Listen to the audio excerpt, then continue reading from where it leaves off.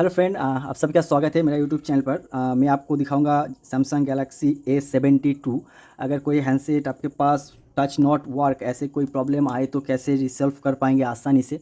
तो ये जो हैंडसेट है, मैं इससे पहले भी इसका प्रॉब्लम रिसॉल्व कर चुका हूँ, उसके बाद आपको वीडियो करके दिखा रहा हूँ। लेकिन वो अलग सा वाला हैंडसेट था, ये और हैंडसेट है। तो मैं स्टेप बाय स्टेप आपको दिखाऊंगा कि कहाँ से कहाँ आपको काम करना है। तो वीडियो को इसको बिल्कुल भी मत कीजिए, पहले से ख़त्म तक ज़रूर देखिए, नहीं तो परफेक्ट सोल्यूशन आपको नहीं मिलेगा। और पहली बार मेरा चैनल पर वीडियो देख रहे हैं तो प्लीज़ चैनल को सब्सक्राइब कर दीजिए, और फेसबुक से देख रहे हैं तो प्लीज़ फॉलो बटन को प्रेस कीजिए। तो चलिए, ज़्यादा बात नहीं करूँगा, सीधे डायरेक्टली सोल्यूशन पर आऊँगा।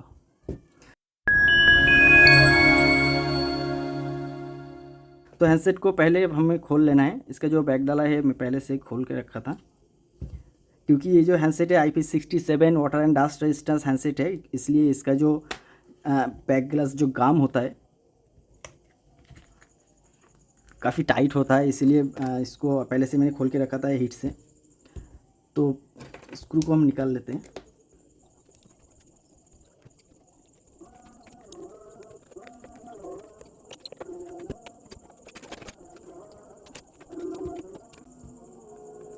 तो ऐसे अगर टच नहीं काम कर रहा है तो इस प्रॉब्लम से सबसे पहले तो आपको देखना है कि जो हैंडसेट है वो लिक्विड डैमेज है कि नहीं। अगर लिक्विड डैमेज है तो टच प्रॉब्लम तो ज़रूर आएगा, क्योंकि इसका जो कनेक्टर है, अगर कोई भी कनेक्टर पर लिक्विड आ जाता है तो उसके लिए एक PCB केबल से डिस्कनेक्ट हो जाता है पॉइंट।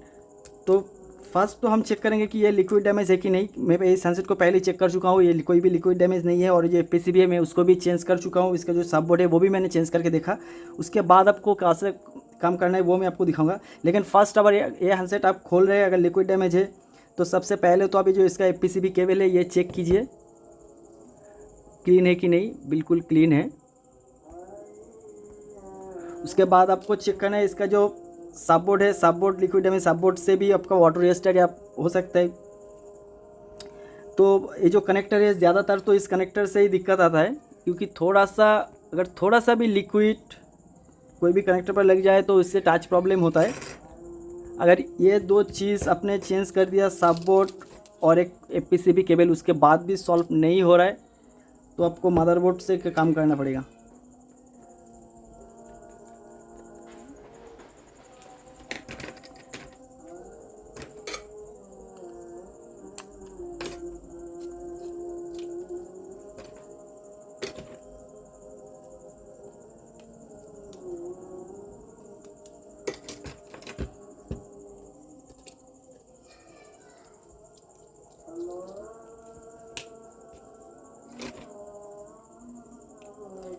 काम करने से पहले आपको ध्यान रखना है कि इसका जो कैमरा है, सबसे पहले तो मदरबोर्ड से ये कैमरा को रिमूव करना है, क्योंकि काम करते वक्त अगर थोड़ा सा भी लिक्विड या कुछ भी कैमरा पर चले जाए तो कैमरा ख़राब हो सकता है आपका।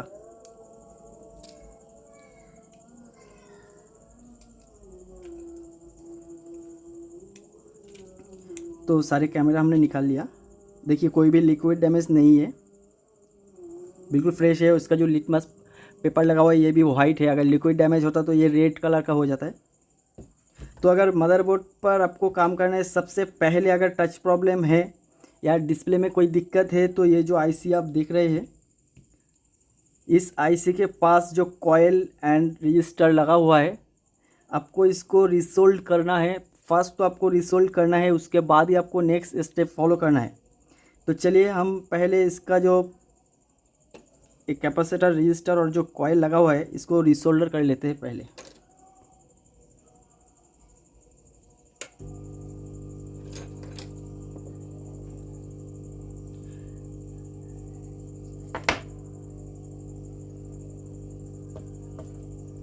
इसका जो IC है, हमें IC को नहीं रिसोल्व करना है, क्योंकि IC रिसोल्व हो जाएगा। डायरेक्टली आप IC के ऊपर हीट मत डालिए। आसपास जो कॉयल एंड रजिस्टर लगा हुआ है उसी के ऊपर हीट दीजिए डायरेक्टली, तो उससे 99% प्रॉब्लम सॉल्व हो सकता है। अगर इससे प्रॉब्लम नहीं सॉल्व हुआ तो दूसरे स्टेप फॉलो करना पड़ेगा।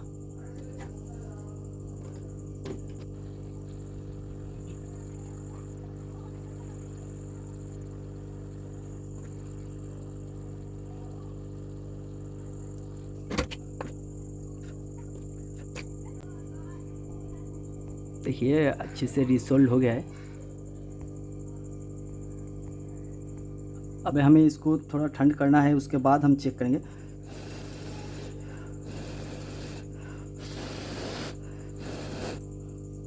कैमरा है, कैमरा हम बाद में लगाएंगे, फिर हम चेक कर लेते हैं कि इसका जो प्रॉब्लम था वो सॉल्व हुआ है कि नहीं तो हमें दूसरे स्टेप पर काम करना पड़ेगा।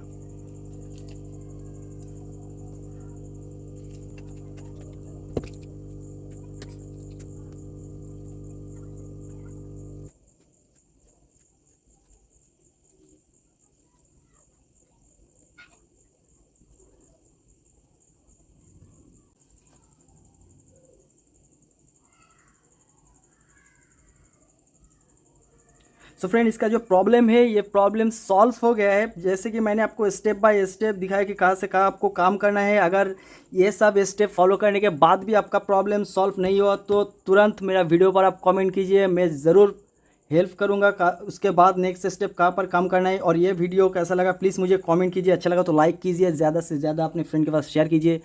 वीडियो को पहले से ख़त्म तक देखने के लिए बहुत बहुत शुक्रिया, धन्यवाद।